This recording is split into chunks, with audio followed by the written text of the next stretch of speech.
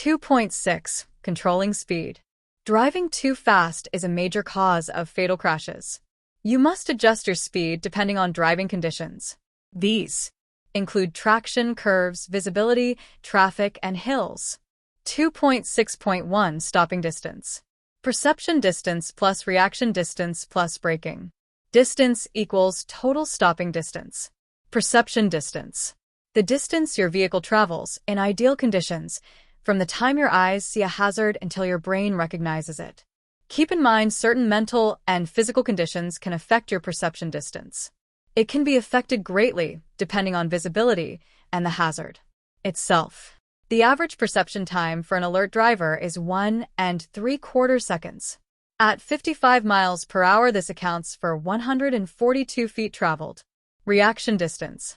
The distance you will continue to travel, in ideal conditions, before you physically hit the brakes, in response to a hazard seen ahead. The average driver has a reaction time of 3/4 second to 1 second. At 55 miles per hour, this accounts for 61 feet traveled. Braking distance. The distance your vehicle will travel, in ideal conditions, while you are braking. At 55 miles per hour on dry pavement with good brakes, it can take about 216 feet. Total stopping distance.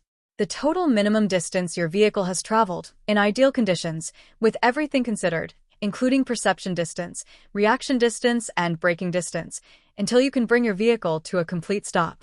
At 55 miles per hour, your vehicle will travel a minimum of 419 feet. See Figure 2.11. The effect of speed on stopping distance. The faster you drive, the greater the impact or striking power of your vehicle.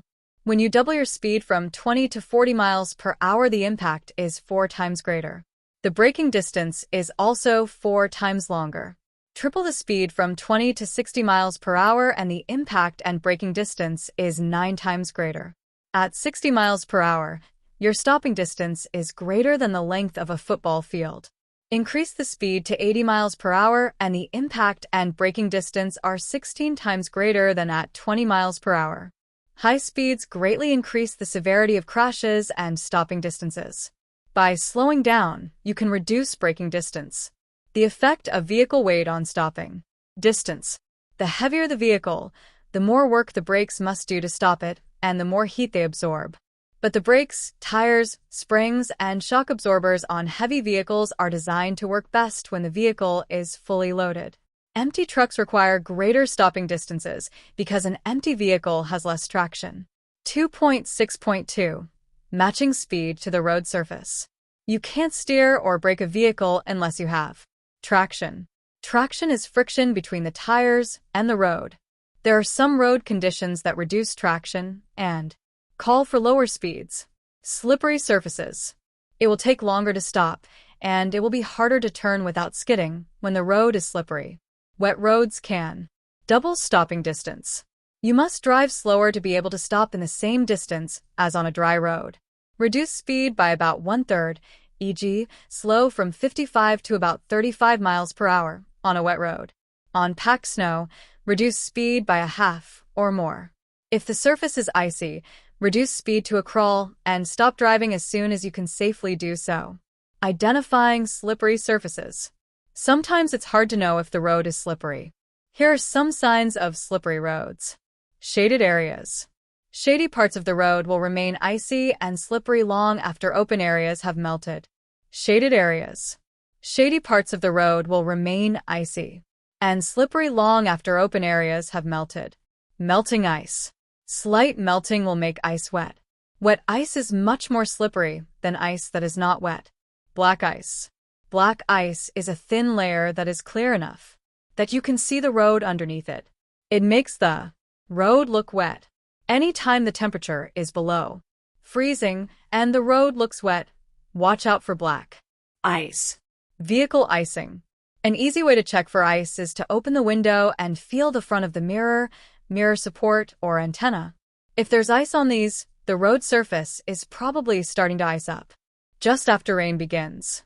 Right after it starts to rain, the water mixes with oil left on the road by vehicles. This makes the road very slippery. If the rain continues, it will wash the oil away. Hydroplaning.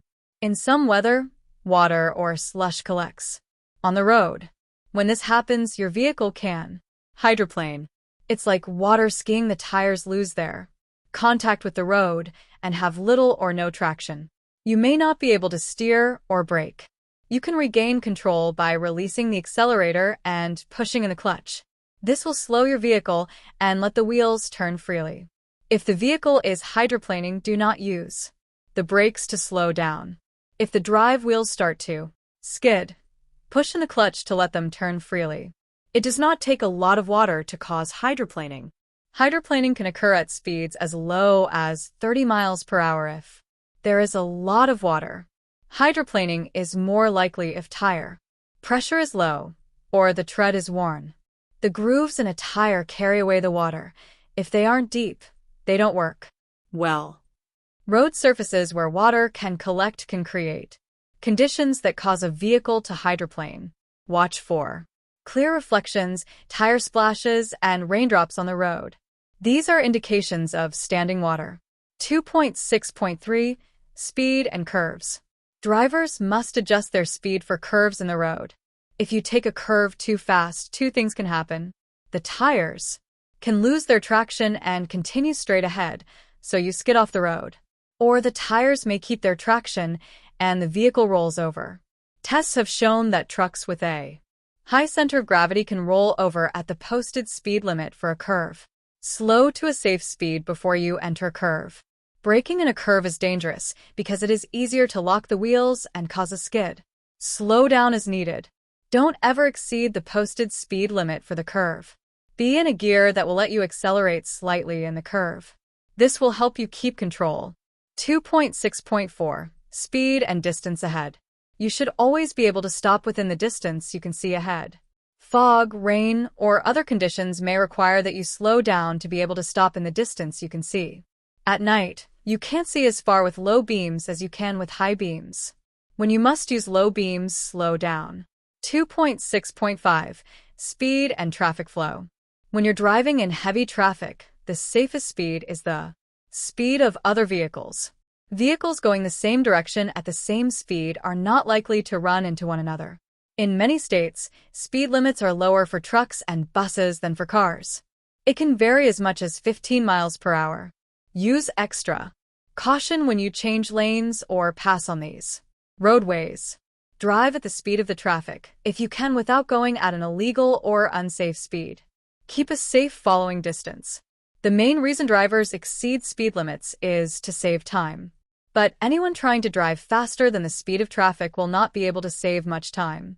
The risks involved are not worth it. If you go faster than the speed of other traffic, you'll have to keep passing other vehicles. This increases the chance of a crash, and it is more tiring. Fatigue increases the chance of a crash. Going with the flow of traffic is safer and easier. 2.6.6 Speed on downgrades. Your vehicle's speed will increase on downgrades because of gravity. Your most important objective is to select and maintain a speed that is not too fast for the total weight of the vehicle and cargo. Length of the grade. Steepness of the grade. Road conditions. Weather. If a speed limit is posted, or there is a sign indicating maximum safe speed, never exceed the speed shown. Also, look for and heed warning signs indicating the length and steepness of the grade. You must use the braking effect of the engine as the principal way of controlling your speed on downgrades. The braking effect of the engine is greatest when it is near the governed RPMs and the transmission is in the lower gears. Save your brakes so you will be able to slow or stop as required by road and traffic conditions. Shift your transmission to a low gear before starting down the grade and use the proper braking techniques. Please carefully read the section on going down long, steep downgrades safely in mountain driving. 2.6.7 Roadway work zones. Speeding traffic is the #1 cause of injury and death in roadway work zones. Observe the posted speed limits at all times when approaching and driving through a work zone. Watch your speedometer and don't allow your speed to creep up as you drive through long sections of road construction. Decrease your speed for adverse weather or road conditions. Decrease your speed even further when a worker is close to the roadway. Subsections 2.4, 2.5, and 2.6 test your knowledge. 1. How far ahead does the manual say you should look? 2. What are two main things to look for ahead? 3. What's your most important way to see the sides and rear of your vehicle? 4. What does communicating mean in safe driving? 5. Where should you place reflectors when stopped on a divided highway? 6. What three things add up to total stopping distance?